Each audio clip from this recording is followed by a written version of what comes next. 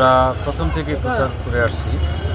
আর এই এলাকায় আমি 3বার নির্বাচন করেছি, আরও 2বার সিটি নির্বাচন। গত 18-তেও আমি সংসদ নির্বাচন করেছি। ইনশাআল্লাহ প্রচার প্রচারণা খুব ভালোই চলছে। তো আলহামদুলিল্লাহ আমার পরিকল্পনা অনেক। এই ঢাকা 7 আসনে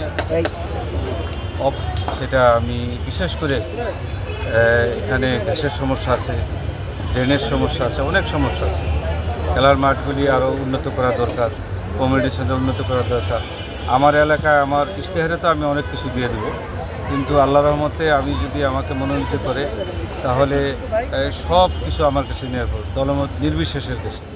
এবং আমরা একটা জিনিস হলো যে 54 বছরে দুর্নীতি দুঃশাসন মানুষ এখন চায় না, মানুষ পরিবর্তন চায়। এই জন্য হাত পাখার অনেক জনপ্রিয়তা।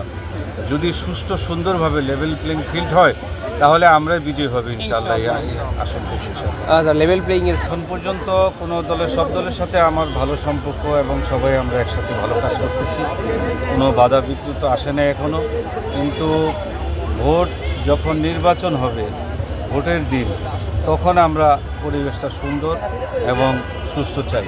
কারণ মানুষ যাতে ভোট দিতে পারে, এই 54 বছরে কিন্তু মানুষ ভোট দিতে পারেনি, দিনের ভোট রাতে করে ফেলছে। এই জন্য মানুষের অনেক প্রত্যাশা, সবাই ভোট কেন্দ্রে যেয়ে ভোট দিবে। আমরা নির্বাচন কমিশনার কাছেও আশা করি এবং সরকারের কাছে আশা করি যেন পরিবেশটা এবং শক্ত হাতে ধরে এবং সুন্দরভাবে যেন পরিবেশটা সুন্দর রাখে।